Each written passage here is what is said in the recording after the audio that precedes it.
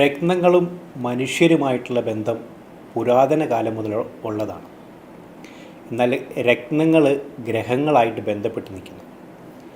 അറിയാം രത്നങ്ങളെക്കുറിച്ചും ഗ്രഹങ്ങളെക്കുറിച്ചും രത്നശാസ്ത്രയിൽ.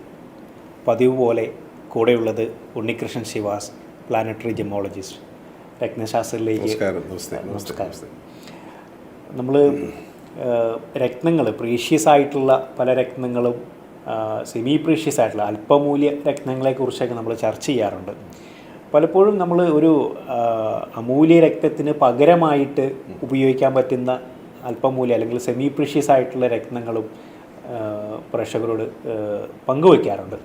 ഇതൊന്നും നമ്മൾ രത്നങ്ങൾ ഉപയോഗിക്കുമ്പം ഏറ്റവും ശ്രദ്ധിക്കേണ്ട, കെയർഫുള്ളാവേണ്ട ഒരു രത്നമാണ് വജ്രം, ഡയമണ്ട്സ്. അനുയോജ്യമാണ്, എന്നിരുന്നാൽ പോലും അത് ഉപയോഗിക്കാനുള്ള ഒരു പ്രായപരിധിയൊക്കെ നമ്മൾ ചർച്ച ചെയ്യാറുണ്ടല്ലേ. ഇതിന് ഇപ്പം ഒരാൾക്ക് ഡയമണ്ട് അനുയോജ്യമാണ്, പക്ഷെ ആളുടെ ഒരു ഏജ് അത്ര നല്ലതല്ല. ഈ ഡയമണ്ട്സ് അല്ല, എല്ലാത്തിനകത്തും ഒരു ഏജ്. ഇപ്പം നമ്മൾ പേൾസ് ഉപയോഗിക്കുമ്പോൾ മുത്തുകൾ പലരും സ്റ്റോണായിട്ട് നമുക്ക് വാങ്ങി ധരിക്കുന്നുണ്ടല്ലോ. അതെ. ഈ മുത്തുകൾ എന്ന് പറയുന്നത് ശരിക്കും മൂൺ എന്ന് പറയുന്ന പ്ലാനറ്റ്, അത് ചന്ദ്രനുമായിട്ട് ബന്ധമാണ്. അപ്പോൾ അത് ആൾക്കാർ ഈ പറഞ്ഞതുപോലെ ബർച്ചാട്ടൊക്കെ നോക്കിയതിന് ശേഷം പേൾസ് ധരിക്കുന്നവരുണ്ട്. അപ്പോൾ പേൾസ് ധരിക്കുന്ന വരുമ്പോൾ പേള് ശരിക്കും വാട്ടർ എലമെൻ്റ് കടലിൽ നിന്ന് കിട്ടുന്നതാണത്. അതിനകത്തൊരു ഓൾറെഡി ഒരു തണുപ്പുണ്ട്. അതിനകത്ത് 4 to 5% വെള്ളം തന്നെയുണ്ട്, അതിനകത്ത് ജലാംശമുണ്ട്, നമ്മൾ കാണുന്നില്ലെന്നേ ഉള്ളൂ. അതുകൊണ്ടാണ് തേഞ്ഞു പോകുന്നതും. വെള്ളത്തിലിട്ടാൽ പെട്ടെന്ന് അത് അബ്സോർവ് ചെയ്യും, വെള്ളം അബ്സോർവ് ചെയ്യുകയും കല്ല് കേടായി പോവുക ചെയ്യുന്നതിൻ്റെ കാര്യം. ഇത് നമുക്ക് ഈ പേൾസ് നമുക്ക് അനുയോജ്യമായ ഒരാളാണെങ്കിൽ പോലും ഒരു 60+ മേളിലോട്ട് വരുന്നവർക്ക് ഞാൻ സജസ്റ്റ് ചെയ്യാറേ ഇല്ല കല്ല്.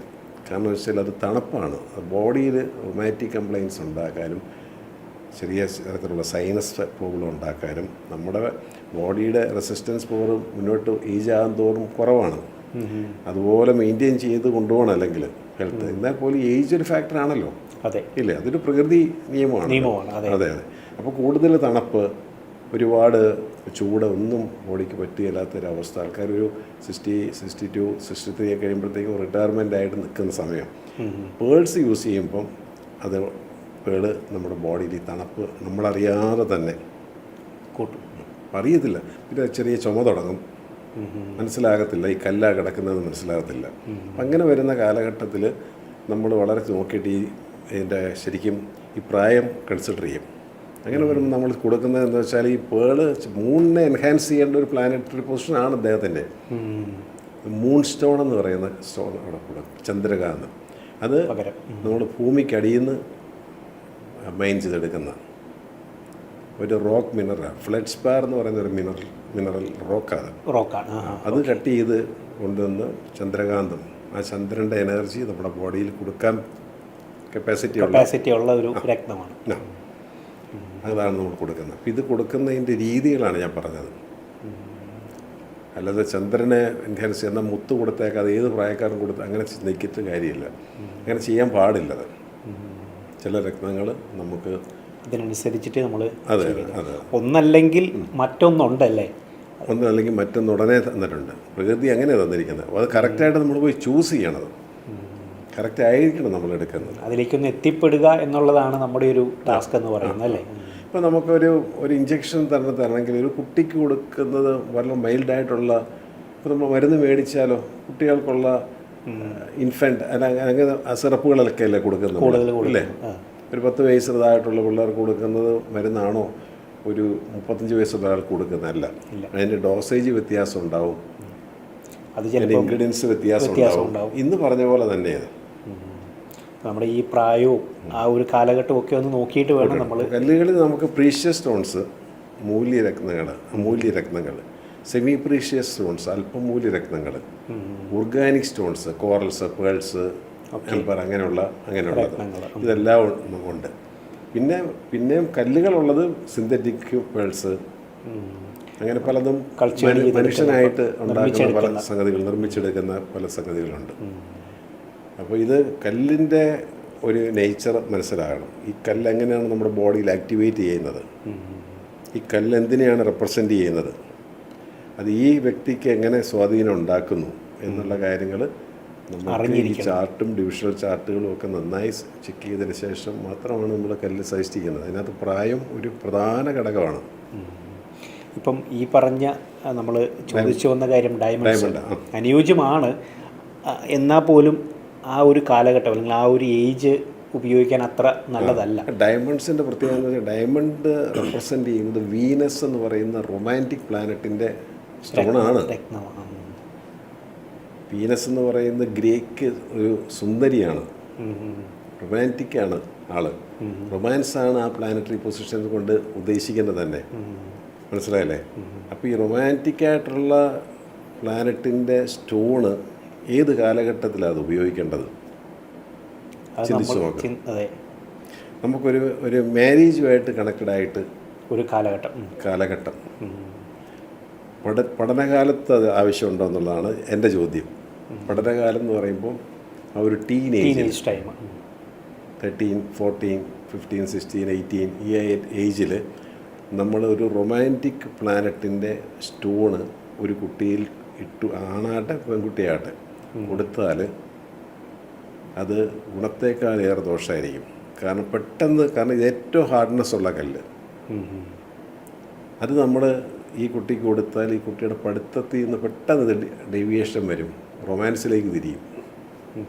കാരണം ആ ഒരു പ്ലാനറ്റിൻ്റെ ഒരു ആക്ടിവേഷൻ അവിടെ നടക്കും. ഒറ്റക്കാര്യം ചിന്തിച്ചാൽ മതി. വാലന്റൈൻസ് ഡേക്ക് വേൾഡ് മൊത്തം പണ്ടത്തെ പോലെ എല്ലാവരും വാലന്റൈൻസ് ഡേ എന്ത് കല്ലാണ് കൊടുക്കാറ് സാറിന് ആൾക്കാർ? ഡയമണ്ട്സ് മാത്രമേ കൊടുക്കുന്നത്. അതെന്താണെന്ന് വെച്ചാൽ ലവ് ആൻഡ് റൊമാൻസ് സിഗ്നിഫിക്കൻസ് ഉള്ളതുകൊണ്ടാണ്. ഇപ്പോൾ 18 വയസ്സുള്ള കുട്ടിയുടെ ബർത്ത് ചാർട്ടിൽ ആ കുട്ടിക്ക് ഡയമണ്ട് ചേരുന്നുണ്ടെങ്കിലും അതിന് നമ്മൾ കൊടുക്കുന്നില്ല. പകരം ആ കുട്ടിക്ക് സെയിം കുട്ടിക്ക് അത് മാരേജ് അല്ലെങ്കിൽ അതിൻ്റെ പഠിത്തം കഴിഞ്ഞിട്ട് ജോലി കയറി അതിനൊരു കല്യാണ സമയത്ത് അത് ഇട്ട് കൊടുക്കുക, അത് ഒരുപാട് ഗുണം ചെയ്യത്. ഇതിന് അനുയോജ്യമാണെങ്കിൽ സന്തോഷകരമായിട്ടുള്ള ഒരു ഇപ്പോൾ മാരേജ് കഴിഞ്ഞാലും ആ റൊമാൻസ് ഉണ്ടാവുമല്ലോ, ഇല്ലേ? അങ്ങനെ കൊടുക്കേണ്ടത്. അപ്പോൾ ഈ കുട്ടിക്ക് എന്ത് കൊടുക്കണം? വീനസ് എന്ന് പറയുന്ന പ്ലാനറ്റ് കൊച്ചൊരു കലാകാരിയാണെന്ന് വിചാരിക്കുക. കലോത്സവങ്ങളിൽ ഡാൻസും പാട്ടും വീണയും ഒക്കെ വായിക്കുന്ന ഒരു കുട്ടിയാണെന്ന് വിചാരിക്കുക. അപ്പോൾ വീനസ് എന്ന് പറയുന്ന പ്ലാനറ്റിനെ നമുക്കൊന്ന് എൻഹാൻസ് ചെയ്യണം. എന്ത് ചെയ്യും? ടോപ്പാസ് എന്ന് പറഞ്ഞാൽ കൊടുക്കും. വൈറ്റ് ടോപ്പാസ്, വെള്ള കളറിലുള്ള സബ്സ്റ്റിറ്റ്യൂട്ടുകൾ, ഡയമണ്ടിൻ്റെ സബ്സ്റ്റിറ്റ്യൂട്ടുകൾ വൈറ്റ് ടോപ്പാസ്. തപസ്സമണി എന്ന് പറയും സംസ്കൃതത്തിൽ. തപസ്സമണി ചുരുങ്ങിയൊക്കെയാണ് ടോപ്പാസ് വന്നിരിക്കുന്നതെന്നാണ് പറയുക, മനസ്സിലായല്ലേ? എന്നാൽ ഡയമണ്ടിൻ്റെ ഇമ്മീഡിയറ്റ് ആയിട്ടുള്ള സബ്സ്റ്റിറ്റ്യൂട്ട് കല്ലുകളിൽ ഒന്ന് മോയ്സണൈറ്റ് എന്ന് പറയുന്ന കല്ല്. ഈ മോയ്സണൈറ്റും ശരിക്കും പറഞ്ഞാൽ ഡയമണ്ട് പോലെ തന്നെ ഒരു കാലത്ത് മാർക്കറ്റിൽ ധാരാളം ഡയമണ്ട് എന്ന് പറഞ്ഞ് അറിഞ്ഞും അറിയാതെ വിറ്റിരുന്ന കാലഘട്ടം. അറിഞ്ഞുകൊണ്ടായിരിക്കണമെന്നില്ല, കാരണം അന്നത്തെ കാലഘട്ടത്തിൽ മോയ്സണൈറ്റ് കണ്ടാൽ ആർക്കും തിരിച്ചറിയാൻ പറ്റില്ല. കാരണം ഡയമണ്ടിൻ്റെ സ്പെസിഫിക് ഗ്രാവിറ്റി 3.52ഉം മോയ്സണൈറ്റിൻ്റെ സ്പെസിഫിക് ഗ്രാവിറ്റി 3.25 ആണ്. ഡയമണ്ടിൻ്റെ ഹാർഡ്നെസ് കാഠിന്യം മുഹമ്മദൻ സ്കെയിലിൽ 10 ആണെങ്കിൽ ഇത് 9.25 9.5 വന്ന് നിൽക്കുക. ഒരിക്കൽ പോലും തിരിച്ചറിയാൻ പറ്റാതെ ഒരുപാട് മാർക്കറ്റിൽ വന്ന ഒരു കാലഘട്ടത്തിൽ, വർഷങ്ങൾക്ക് മുന്നുള്ള കാര്യം ഞാൻ പറഞ്ഞത്. അത് ജുവല്ലറികളിലെല്ലാം വിറ്റ് പോയിട്ടുണ്ട്. കാരണം ജുവല്ലറിക്കാർക്കും അറിയില്ല, അവർ കളിപ്പിക്കുമല്ല, അവർക്കറിയില്ല.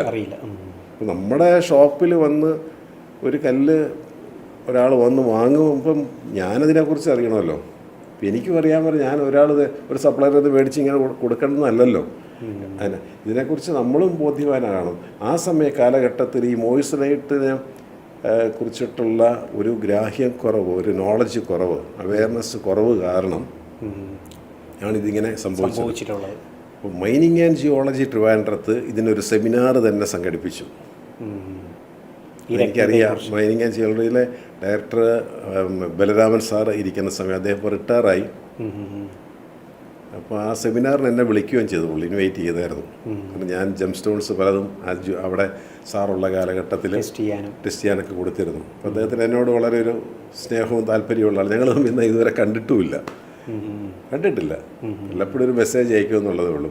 അപ്പോൾ അദ്ദേഹമാണ്. അപ്പോൾ മോയിസണൈറ്റിൻ്റെ ടെസ്റ്റർ വന്നു. ഡയമണ്ട് ടെസ്റ്ററിനകത്ത് മോയിസണൈറ്റിൻ്റെ ടെസ്റ്ററും കൂടെ ചേർന്നത് വന്നിട്ടുണ്ട് ഇപ്പോൾ. അപ്പോൾ നമുക്ക് ഇത് മോയിസണൈറ്റ് ആണോ എന്ന് പറയാം. അതേസമയം ഡയമണ്ട് മാത്രം ടെസ്റ്റ് ചെയ്യുന്ന മെഷീനിൽ മോയിസണൈറ്റ് ടെസ്റ്റ് ചെയ്താൽ കറക്റ്റ് ഡയമണ്ട് എപ്പോൾ നിൽക്കുന്നത്. ഹാർഡ്നെസ് ഓൾമോസ്റ്റ് സിമിലർ ആയതുകൊണ്ടാണത്. അപ്പോൾ ഇത് നമുക്ക് കുട്ടികൾക്ക് കൊടുക്കാവോ? പറ്റത്തില്ല. പറ്റുകയില്ല. അപ്പോഴും നമ്മളെന്താ അറിയേണ്ടത്? ഈ കല്ലിനെ പറ്റി തന്നെ അറിയണം, ഇതിൻ്റെ ഹാർഡ്നെസ് അറിയണം. അപ്പോൾ ഡയമണ്ട് സബ്സ്റ്റിറ്റ്യൂട്ട് മോയിസണൈറ്റ് എനിക്ക് മോയിസണൈറ്റ് എന്നൊക്കെ ഞാൻ 18 വയസ്സുള്ള മോക്ക് 2 സ്റ്റഡ് അടിക്കാനാന്ന് പറഞ്ഞാൽ നമ്മൾ കൊടുക്കത്തില്ല. ഞാൻ പറയും മേഡം അതങ്ങനെയല്ല, ഇതും നമുക്ക് സെയിം ഡയമണ്ട് എഫക്റ്റ് തരുന്ന സ്കല്ലാണിത്. Lab grown diamond correct exactly ഡയമണ്ടാണ്. ലാബിൽ ഉണ്ടാക്കുന്നില്ലെന്ന് മാത്രമേ ഉള്ളൂ. ബാക്കി എല്ലാ സ്പെസിഫിക്കേഷനും ലാബ് ഗ്രോൺ എന്ന് പറയുന്നത് ലാബറട്ടറിയിൽ ഉണ്ടാക്കുമല്ലത്. അത് വലിയൊരു ലോങ് പ്രോസസ്സാണ്.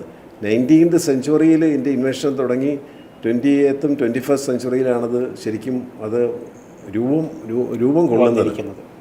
അതിനുശേഷം GE ഇലക്ട്രിക്കൽസ് എന്ന് പറയുന്ന കമ്പനിയാണ് ഇത് ശരിക്കും മാനുഫാക്ചർ ചെയ്ത് മാർക്കറ്റ് ചെയ്ത് തുടങ്ങിയത്. ഇന്നിപ്പം ലാബ് ഗ്രോൺ ജുവല്ലറികളുണ്ട്, ലാബ് ഗ്രോൺ ഷോറൂംസ് ഉണ്ട്. IGയുടെ സർട്ടിഫിക്കേഷൻ കിട്ടും. 50% മേളിൽ സർട്ടിഫിക്കേഷൻ കിട്ടും നമുക്ക്. അത് ഓൺലി തിങ് എന്ന് വെച്ചാൽ ഒരു സാധാരണ ഡയമണ്ട് മില്യൺസ് ഓഫ് ഇയേഴ്സ് കൊണ്ട് നമ്മൾ ഭൂമിക്കടിയിൽ നിന്ന് ഉണ്ടാകുന്നു. ഹാർഡ്നെസ് 10, സ്പെസിഫിക് ഗ്രാവിറ്റി 3.5 ഇങ്ങനെ ഉണ്ടായി വരുന്നു.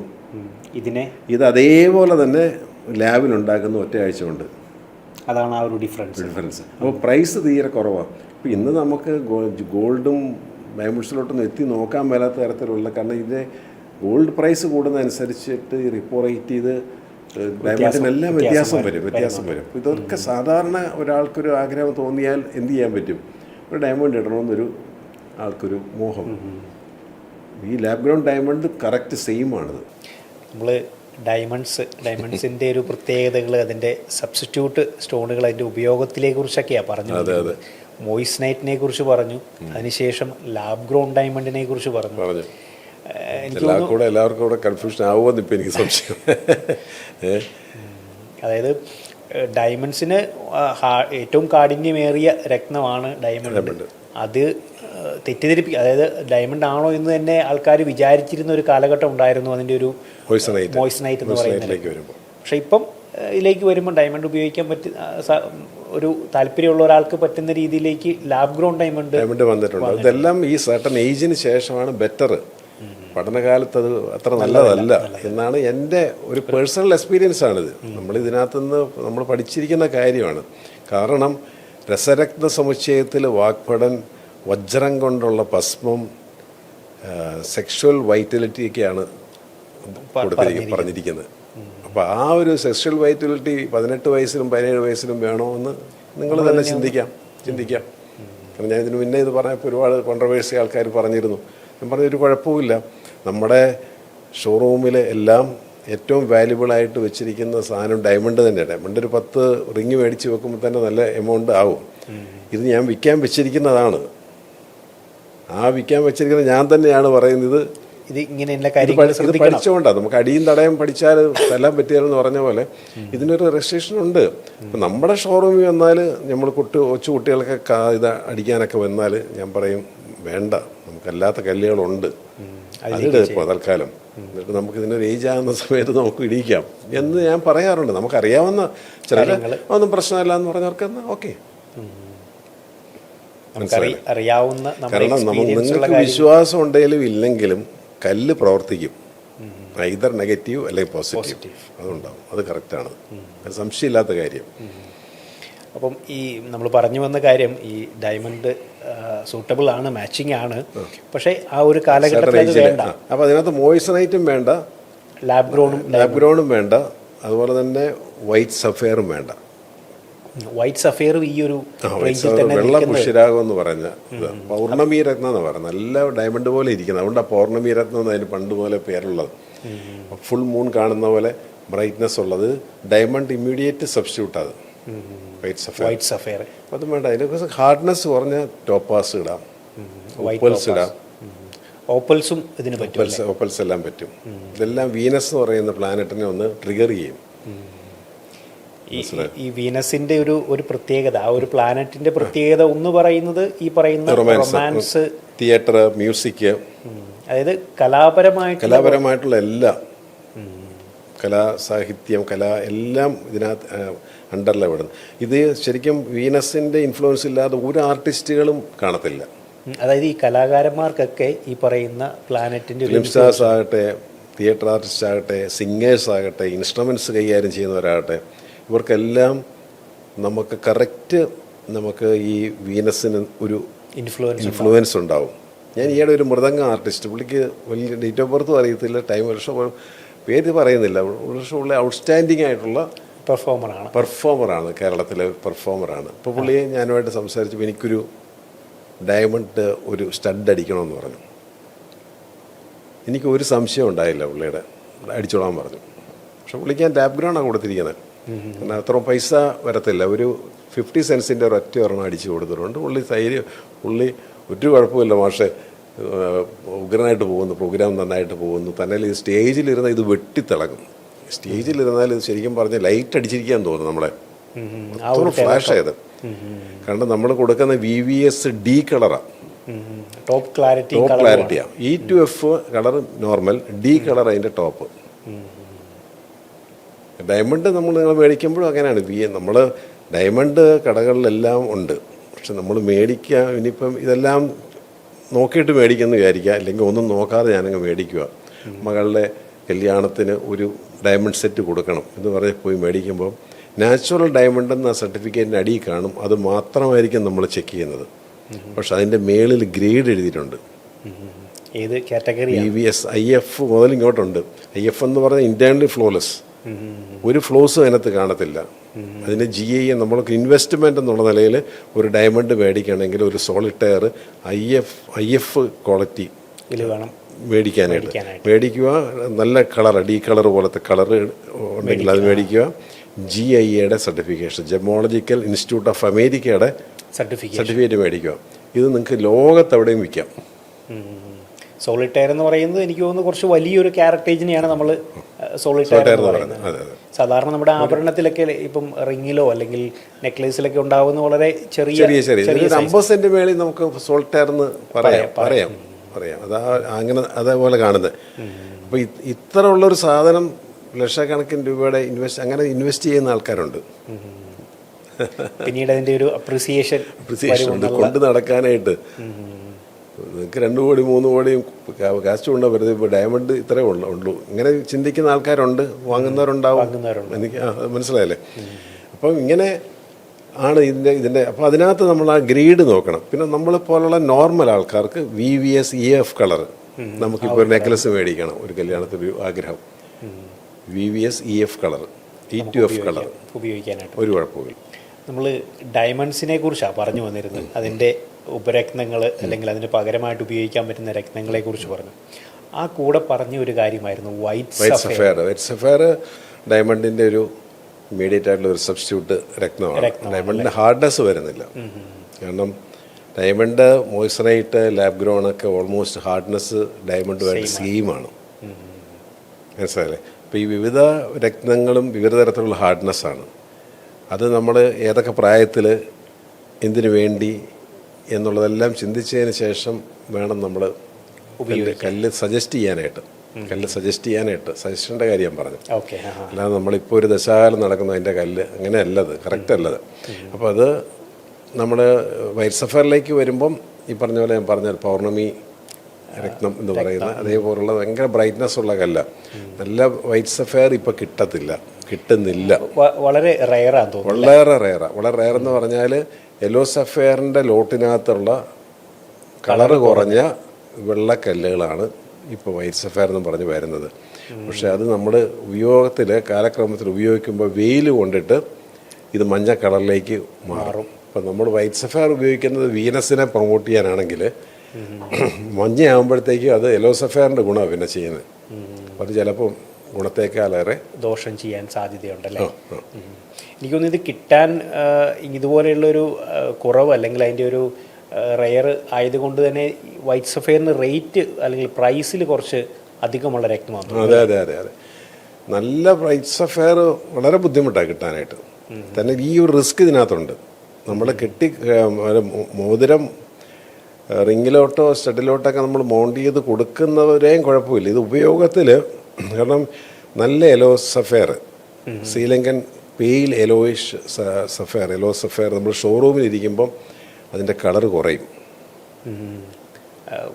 ആ മഞ്ഞ കളർ കുറച്ച് കുറഞ്ഞിട്ട് അത് നമ്മൾ പുറത്ത് പിന്നെ വെയിലത്ത് കാണിക്കുമ്പോഴാണ്, വെയിലത്ത് വെക്കുമ്പോൾ ചില കല്ലുകൾ നമ്മൾ വെയിലത്ത് വെക്കാറുണ്ട്, വെയിലത്ത് വെക്കുമ്പോൾ പഴയ പോലെ ആ കളറിലേക്ക് കയറി വരും. അത് നാച്ചുറലായിട്ടുള്ള യെല്ലോ സഫയറിൻ്റെ ഒരു പ്രതിഭാസമാണ്, ലക്ഷണം അതാണ് നാച്ചുറലായിട്ടുള്ളത്. അതേസമയം ഇപ്പം ബെറിലിയം ഇട്ട് കളർ എൻഹാൻസ് ചെയ്ത് വരുന്ന ഡാർക്ക് യെല്ലോ സഫയറിന് ഒരു മഞ്ഞും ഒരു ചൂടും ഒന്നും അതിന് വിഷയമല്ല. കാരണം അത് ആർട്ടിഫിഷ്യലായിട്ടുള്ള ഒരു കെമിക്കൽ അതിനകത്ത് കയറ്റി വെച്ചിരിക്കുക, അതിന് കളറ് പോകത്തില്ല. അത് കാലക്രമേണ അതിൻ്റെ കളർ കുറയുമോ കൂടുമോ ഒന്നും ചെയ്യത്തില്ല. അതായത് നമ്മൾ ഈ മുമ്പേ പറഞ്ഞ പോലെ ഈ മൈനിങ്ങിൻ്റെ ജോലി എന്ന് പറയുന്നത് വളരെ എക്സ്പെൻസീവും ഒരു സാധാരണ ആൾക്കാർക്ക് ചെയ്യാൻ പറ്റുന്നതോ ഒന്നുമല്ല. ഈ കമ്പനിക്കാരാണ് ചെയ്യുന്നത്. ഞാൻ പറഞ്ഞത് ഏറിയ ഒരു ഗവൺമെൻറ്റുമായിട്ടുള്ള ഒരു ടേംസ് ആൻഡ് കണ്ടീഷൻസ് ഉണ്ടാക്കിയിട്ടാണ് ചെയ്യുന്നത്. അപ്പോൾ ഇതിനകത്ത് നമുക്ക് വളരെ എക്സ്പെൻസീവാണിത്. യെല്ലോ സഫയർ മൈൻ ചെയ്താൽ ചിലപ്പോൾ യെല്ലോ ഷെയ്ഡുകൾ ഒരു പകുതി, ഒരു വലിയ രത്നതളത്തിൽ ഒരു മൂലയ്ക്കായിരിക്കും കുറച്ച് കാണുന്നത്, ബാക്കിയെല്ലാം വൈറ്റ് ആയിരിക്കും. അതിന് പകരം ഇപ്പോൾ കണ്ടുപിടിച്ചിരിക്കുന്നത് വെച്ചാൽ ബെറിലിയം ഹീറ്റ്, അതായത് ഹൈ പ്രഷറിൽ ഇത് ഹീറ്റ് ചെയ്തിട്ട് ഈ ബെറിലിയം എന്ന് പറയുന്ന കെമിക്കൽ ചേർത്താൽ യെല്ലോ കളറിലേക്ക് അങ്ങ് വരിക, ഡാർക്ക് യെല്ലോ കളറിലേക്ക് വരിക. അത് മാർക്കറ്റ് ചെയ്യാൻ എളുപ്പമാണ്. പക്ഷെ നമ്മൾ യെല്ലോ സഫയർ എന്തിനു ധരിക്കുന്നു ആ ഫലം ഉണ്ടാകത്തില്ല. ഒരു ഫാൻസി എന്ന രീതിയിൽ നമുക്കതിനെ അങ്ങനെയല്ല. പക്ഷെ എല്ലാം ഓൾമോസ്റ്റ് ഒരു 80% ജുവല്ലറികളിലും ഈ സഫയറാണ് ഉള്ളത്. ഡാർക്ക് മഞ്ഞ കളറാണ്, ഡാർക്ക് മഞ്ഞ കളറാണ്. അതിന് സർട്ടിഫിക്കറ്റ് കിട്ടുന്നത് എന്താണെന്ന് വെച്ചാൽ ഇത് മറ്റേ രത്നദളമാണല്ലോ, ഹാർഡ്നെസ് കറക്റ്റ് ആയതുകൊണ്ട് ലാബുകാർ അതിന് സർട്ടിഫിക്കേഷൻ കൊടുക്കും. പക്ഷെ നല്ല ലാബുകാർ അതിനടിയിൽ ഒരു കൺക്ലൂഷൻ എഴുതും, അതായത് enhanced thermal enhancing, colour enhanced എന്ന് നല്ല ലാബുകാർ കൊടുക്കും, എഴുതണം.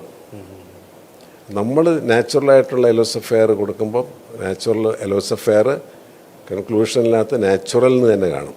അതിൻ്റെ കൺക്ലൂഷനിലാണ് നോ ഹീറ്റ് ട്രീറ്റ്മെൻറ്റ്. നമുക്കിപ്പോൾ നല്ല യെല്ലോ സഫയറൊക്കെ 8-10 ക്യാരറ്റിൻ്റെയൊക്കെ ആണെങ്കിൽ നമ്മൾ അതിൻ്റെ കൺട്രി ഓഫ് ഒറിജിനും കൂടെ എടുക്കുന്നത്. അതിൻ്റെ 10,000-10,000 രൂപ സർട്ടിഫിക്കേഷന് വിലയാണ്. അതായത് ഡീറ്റെയിൽസ് കൂടുതലുള്ള അല്ലെങ്കിൽ വളരെ ഡീറ്റെയിൽ സർട്ടിഫിക്കറ്റിന് 10,000-15,000 രൂപ നമ്മൾ കൊടുക്കണം. അത് 10 ക്യാരറ്റൊക്കെയാണ് നല്ല പ്രൈസ് കൊടുക്കണം. കൊടുത്ത് അങ്ങനെ കിട്ടും നമുക്ക് കൺട്രി ഓഫ് ഒറിജിനൊക്കെ. ഏത് സ്ഥലത്തു നിന്നാണ് കിട്ടിയതെന്ന് അതിലറിയാനായിട്ട് പറ്റുമല്ലേ? കാരണം അത്രയും വില ഒരു കസ്റ്റമർ മുടക്കുമ്പം നമ്മളത് കൊടുക്കാൻ തയ്യാറായിരിക്കണം. ഇപ്പോൾ 2-3 ക്യാരറ്റിൻ്റെ കാര്യമല്ല പറഞ്ഞത്, ഒരു 8 ക്യാരറ്റ് മുതൽ 10 ക്യാരറ്റ് 12 ക്യാരറ്റ് വരെയുള്ള യെല്ലോ സഫയറിൻ്റെ കാര്യമാണ് പറഞ്ഞത്. പെയിൽ യെലോയിഷ് സാർ ഇതിന് കളറില്ല, മറ്റേ അടുത്തൊക്കെ നല്ല കളറാണല്ലോ എന്ന് ചോദിച്ചു. അതിന് വേണ്ടിയിട്ട് ഞാൻ സ്പെസിമെൻ കടയിൽ മേടിച്ച് വെച്ചിട്ടുമുണ്ട്. ഇതാണ് ഈ ട്രീറ്റഡ് അല്ലെങ്കിൽ കളർ കയറ്റിയ രത്നവും നാച്ചുറൽ ആയിട്ടുള്ള പലതരത്തിലുള്ള ഹീറ്റിങ്ങും ട്രീറ്റിങ്ങും ഡിഫ്യൂസ് സ്റ്റോൺസ്. നാച്ചുറൽ കല്ലുകൾ വരുമ്പം ആർട്ടിഫിഷ്യലായിട്ടുള്ള കല്ലുകളും കയറി വരും. അത് നല്ല നോട്ടും കള്ളനോട്ടും ഉണ്ടാവുമെന്ന് പറഞ്ഞ പോലെ തന്നെയാണ് ഈ കാര്യങ്ങളെല്ലാം കയറി വരുന്നത്. അതൊക്കെ വലിയ ചില രാജ്യക്കാർ, നമ്മൾ രാജ്യത്തിൻ്റെ പേരൊന്നും പറയുന്നില്ല, അവർ ഇങ്ങനെയുള്ള സംഗതികൾ ചെയ്യാൻ തന്നെയായിട്ട് ഫാക്ടറി കോടിക്കണക്കിന് രൂപ മുടക്കി ഇരിക്കുന്ന ആൾക്കാരാണ്. അപ്പോൾ എപ്പോഴും രത്നങ്ങൾ വാങ്ങുമ്പോഴാണെങ്കിലും ഉപയോഗിക്കുമ്പോഴാണെങ്കിലും നമ്മൾ ശ്രദ്ധിക്കേണ്ടതായിട്ടുള്ള കാര്യങ്ങളാണ് ഇത്. അത് അനുയോജ്യമാണ് എന്ന് മാത്രം കൊണ്ടത് ആയില്ല. നമ്മളതിനെക്കുറിച്ച് നമുക്ക് ഈ ഒരു കാലഘട്ടത്തിൽ ഈ ഒരു പ്രായത്തിൽ നമുക്ക് ഈ രത്നം ഉപയോഗിക്കാൻ പറ്റുന്നതാണോ, പിന്നെ ഞാൻ ഉപയോഗിക്കുന്ന രത്നം എത്രത്തോളം നാച്ചുറലാണ് എന്ന കാര്യങ്ങളൊക്കെ അറിഞ്ഞിട്ട് വേണം നമ്മൾ അതിൻ്റെ ഒരു ഉപയോഗത്തിലേക്കൊക്കെ പോകാനായിട്ട്. ഇപ്പം നമ്മൾ ഡയമണ്ട്സിനെ കുറിച്ച് പറഞ്ഞു, വൈറ്റ് ടോപ്പാസ് ഇപ്പം ഡയമണ്ട് അനുയോജ്യമാണ്. പക്ഷേ ആ ഒരു കാലഘട്ടത്തിൽ നമ്മൾ വൈറ്റ് ടോപ്പാസിലേക്ക് പോകാമെന്ന് പറഞ്ഞു. ഈ വൈറ്റ് ടോപ്പാസ് ഉപയോഗിക്കുമ്പോൾ അത് എങ്ങനെയാണ് നോർമലി അതിൻ്റെ ഒരു ക്യാരക്ടേഴ്സ് ഒക്കെ നമ്മൾ എങ്ങനെയാണ്? സെമി പ്രീഷ്യസ് വരുമ്പോൾ അതിന് ഹാർഡ്നെസ് കുറവാണ്. ഒരു 3+ ക്യാരറ്റ് എപ്പോഴും നല്ലത്, മിനിമം 3 to 4 അതുപോലെ ബോഡി വെയിറ്റ് ഒക്കെ ഉള്ളവരാണ് 5 to 6, 7, 10 വരെ ഉപയോഗിക്കാം. മനസ്സിലായില്ലേ? ഓക്കെ. ആ ഒരു ബോഡി വെയിറ്റും കാര്യങ്ങളൊക്കെ നമുക്ക് എടുത്തിട്ടല്ലേ. എടുത്തിട്ട് പിന്നെ അത് ഞാൻ ചോദിക്കുന്നത് കുറച്ച് കാലം കഴിയുമ്പം ആൾക്കൊരു ഡയമണ്ടൊക്കെ ഉപയോഗിക്കുന്ന കാലഘട്ടത്തിലേക്ക് നമ്മളെ ഒന്ന് കൺസൾട്ട് ചെയ്യുന്നവരാണെങ്കിൽ ഡയമണ്ട് സ്യൂട്ടബിൾ ആയിട്ടുള്ള ആൾക്ക് മാത്രമേ ഈ ടോപ്പാസ് നമ്മൾ വെയിറ്റ് ടോപ്പാസ് കൊടുക്കുന്നുള്ളൂ. അതിൽ ഏജ് മാത്രമാണ് നമ്മൾ ടീനേജ് ആയതുകൊണ്ട് നമ്മൾ വെയിറ്റ് ടോപ്പാസാണ് കൊടുക്കുന്നത്. ആ കുട്ടിക്ക് ഒരു 5 കൊല്ലം കഴിഞ്ഞ് ഒരു 25 വയസ്സ് കഴിഞ്ഞാൽ നമുക്ക് ഡയമണ്ട് കൊടുക്കാം, ഒരു കുഴപ്പമില്ല. അന്നേരം ഈ വൈറ്റ് ടോപ്പാസ് കണ്ടിന്യൂ ചെയ്യാം. ആൾക്ക് ലൈഫ് ടൈം അല്ല വൈറ്റ് ടോപ്പാസ് തന്നെ സൈഡിൽ ഇപ്പോൾ ഒരു 10 സെൻറ്റ് ആണെങ്കിൽ വൈറ്റ് ടോപ്പാസ് അഴിച്ചിട്ട് അതിൻ്റെ മുകളിൽ ഒരു ഡയമണ്ട് വെച്ച് റിങ് ഉണ്ടാക്കി കൊടുക്കാൻ പറ്റും പെട്ടെന്ന്. ആ ഒരു ചേഞ്ചസ് ഒക്കെ വരുത്താനായിട്ട് പറ്റും. ചെയ്യുന്നത് 18 ക്യാരറ്റിലായിരിക്കണം എന്ന് മാത്രം. ഈ ഡയമണ്ട് ഹാർഡ്നെസ് ഉള്ളതുകൊണ്ട് ഹാർഡ് മെറ്റൽ ആയിരിക്കണം. പിന്നെ സിൽവറിൽ ഇടുന്നവരുണ്ട്, സൂക്ഷിക്കാൻ പറ്റുമെങ്കിൽ സിൽവർ ഉപയോഗിക്കാം. ഓക്കെ. എനിക്ക് തോന്നുന്നു നമ്മൾ ഡയമണ്ട്സിനെ കുറിച്ചും അല്ലെങ്കിൽ അതിൻ്റെ ഉപയോഗത്തെക്കുറിച്ചൊക്കെ വളരെ ഡീറ്റെയിൽ ആയിട്ട് തന്നെ നമ്മൾ ചർച്ച ചെയ്യുകയുണ്ടായി. ഇതുപോലെയുള്ള ഇൻട്രസ്റ്റിംഗ് ആയിട്ടുള്ള വിവരങ്ങളും വിശേഷങ്ങളുമായിട്ട് വരുന്ന എപ്പിസോഡിൽ നമുക്ക് കണ്ടുമുട്ടാം. ഇന്നത്തെ എപ്പിസോഡ് നമുക്ക് വൈൻഡപ്പ് ചെയ്യാനായിട്ടുള്ള സമയമായി. നന്ദി, നമസ്കാരം.